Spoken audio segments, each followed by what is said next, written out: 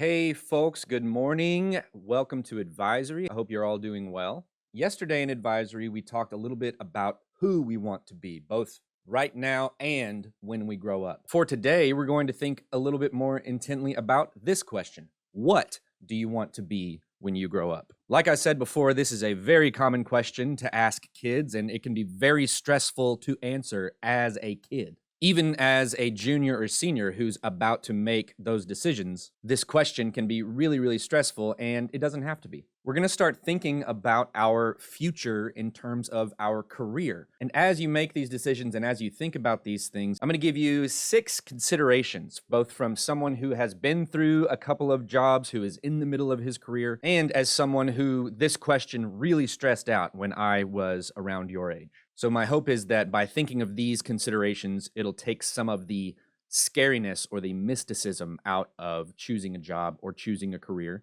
and working towards that. The first thing to consider is, what do you want out of a career? What is it that you are looking for out of your job or out of a career? Is it just about the money to you? Is that all that really matters as far as a career is concerned? Is that I just want to make money and be secure financially, and it doesn't really matter what I do as long as I make money? And money is a perfectly good reason to want to do something. Or do I want to have some sort of respectable position? Do I want to be a leader? Do I want to make a name for myself while I'm doing something? Do I want to help people? Am I passionate about a career that is all about others and helping others? And it would be great if all 3 of these could be combined in some sort of super career, and sometimes they can be. You can have aspects of all 3 of these things. But if you focus on a career, for instance, that is very, very high paying, but stresses you out and makes your life overall worse, that's something to consider. Or if you're just focused on helping others and you don't really care how much money you make,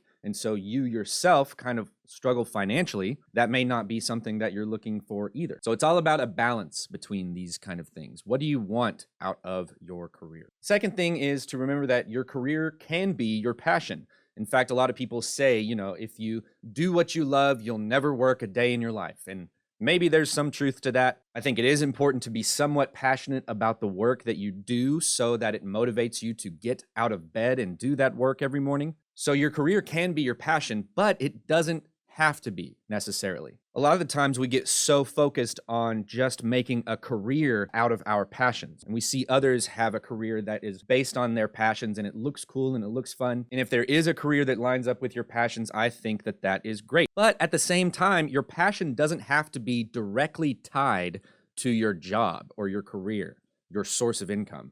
Take little old me, for example. This is me whenever I was around 18 and I was about to graduate high school and go to college. And they looked at me when I was 18 years old and they said, hey, what do you want to do when you grow up? What do you want to do? What do you want to do for the rest of your life? Tell me right now. And I panicked and I said, I don't know, play drums. The decision was a little bit more complicated than that, but that's basically, in retrospect, how it went down. And so I got into a music major in college, and I was in that major for about 2.5 years before I realized that I didn't want music itself to be tied to my source of income. I was getting more and more stressed out at the idea of having a career in professional music and all the things that would come along with trying to get gigs or teaching band or something like that. And the more I thought about that as a career, the more stressed out I got. And that took something that I was passionate about, which is playing drums and music, and it added a whole layer of stress to that. I came to realize that while I love playing drums, it may not be the best career option for me. And so I switched my major in the middle of my college career, and I started my path down towards being a teacher, which eventually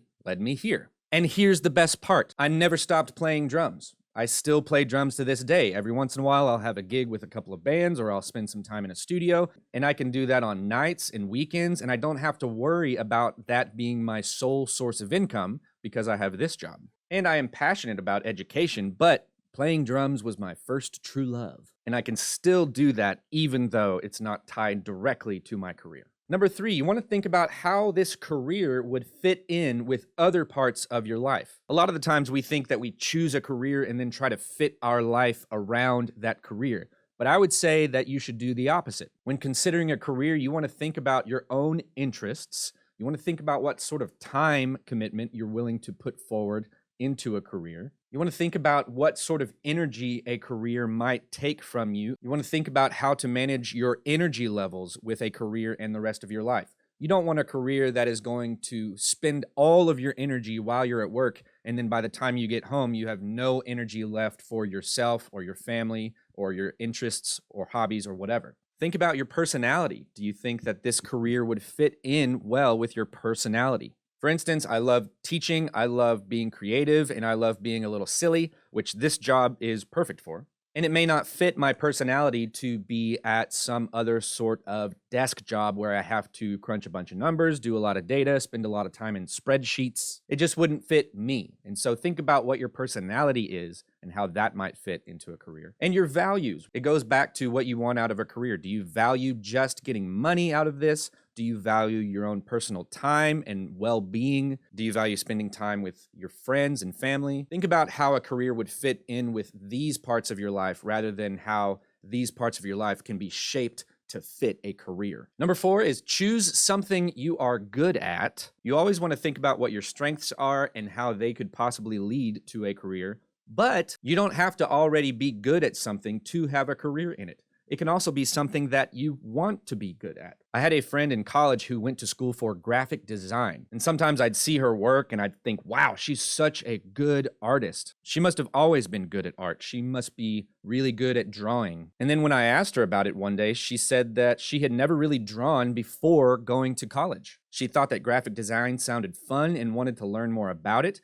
And so she took classes and became good at it. She didn't know everything about graphic design or art or drawing. She learned that through training. And you can learn that. That's what education is for. That's what college is for. That's what career and job training are for. A lot of people think that you already have to be good at something that you do, but that's not necessarily true at all. Before I had this job, I did not know anything about video editing, and I found out how to do everything from YouTube. So think about something that you're already good at, but don't rule out the things that you may not be good at yet. Think about what you want to become good at. Number 5 is do your research and do lots of preparation, but don't stress. This decision does not have to be made today. It may feel like that a lot of the time, especially if you're a senior looking at May thinking, what the heck am I going to do after graduation? Even to those folks, I would say you have plenty of time. Not everybody has this cookie cutter way of getting to this perfect career. There might be some twists and turns.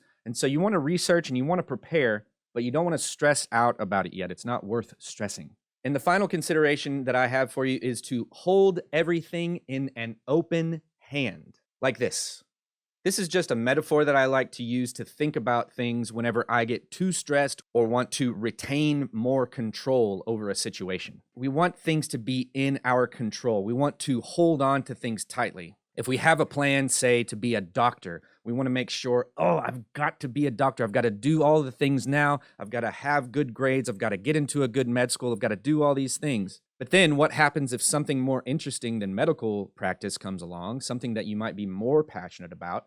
You've got all these things held in your hands so tightly that you don't see another opportunity. Holding things in an open hand doesn't mean that you're just letting anything happen to you. If you hold things in an open hand, if you relinquish some of that control, then maybe med school fits in this hand. Maybe it's okay. Maybe I want to become a doctor, but then maybe something that I'm more passionate about comes along and bumps that out of the way. Since I held my first set of plans in an open hand, since I relinquished some of that control, then I might be able to accept an opportunity that will turn out so much better for my life than this clenched fist, controlled plan that I had before. Your life is going to change. You are going to change as you grow up. I know sometimes it may seem like the end of high school is when you have to have everything figured out. But as somebody who is in his 33rd year of age, I can tell you that the more I know, the less I have figured out. The only way that I've gotten by in life is to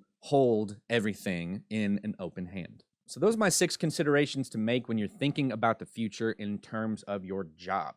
What you're going to do for the rest of the day in advisory is start to consider what career path you may or may not want to choose. And we're going to do that with a few options of self-assessments. On the next slide, you'll see instructions to go to Longhorn Country and go to the Advisory tab. So if you're in Longhorn Country, you'll go to the menu on the left. If you're on the phone, it might be a little 3 bars at the top.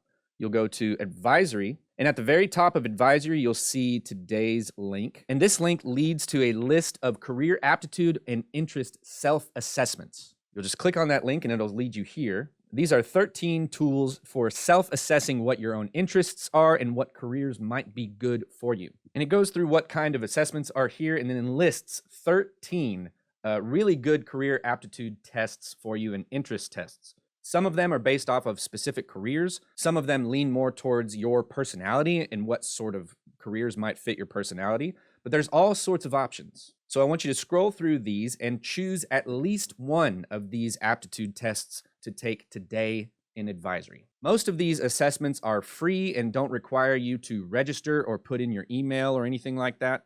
But I did make a note here that numbers 6, 8, 9, and 13 all require a registration, and so you might avoid those for now. But I want you to spend some time taking at least one of these tests and reading what that test says about you. And then if you have time at the end of Advisory, I want you to discuss this question. What did you learn about yourself from one of the assessments that either surprised you or confirmed what you already knew? These little tests and other tests like this are not the end-all be-all. It's not just going to give one solid answer for you should be this, but it should give you a little bit better of an idea of what you might like. So maybe the results of one of these assessments will surprise you and tell you something about yourself that you may not have thought of before. Or maybe the results of one of these will kind of confirm what you already knew to be true about yourself. So that's what we're doing today. Take at least one of those assessments and then discuss with your class afterwards. Be good to yourself and others, and I will see you real soon.